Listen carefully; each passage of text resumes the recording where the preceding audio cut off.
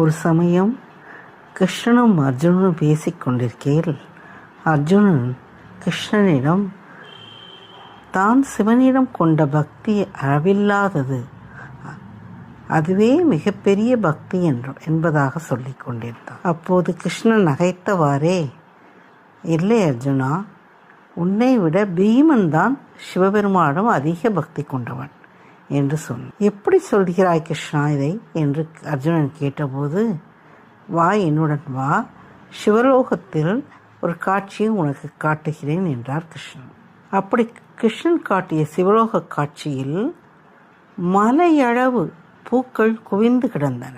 பூக்களை எண்ண முடியாத அளவு அந்த பூக்களெல்லாம் மலையாக குவிந்து கிடந்தன சிவலோகத்தை சிவபெருமானிடம் அர்ச்சிக்கும்படி. அதை கண்ட அர்ஜுனன் வியந்து போய், இவ்வளவு பூக்களை எங்கள் பீமன் அண்ணனாக கொண்டு வந்து சேர்த்தால் அது எப்படி சாத்தியமாயிற்று என்று கேட்டான். அதுக்கு கிருஷ்ணன் அர்ஜுனனிடம், உன்னுடைய வலிமையால் நீ பூக்களை இந்த மரங்களே கூட சாய்த்து கொண்டு சிவலோகம் கொண்டு சேர்க்கலாம். ஆனால் பீமன் என்ன செய்வான் தெரியுமா?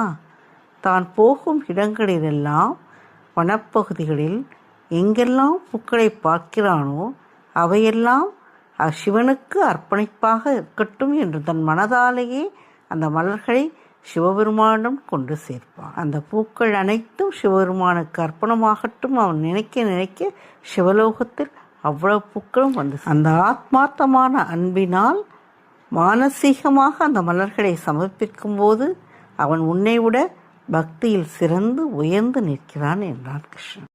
இன்று நான் வரும் வழியில் கண்ட காட்சி ஒரு நர்சரியில் அழகே பூந்தோட்டம், பல்வேறு மலர்கள் சேர்ந்த அந்த ரம்யமான மலர் கண்காட்சியை காணும்போது பீமனின் நினைவுதான் வந்தது.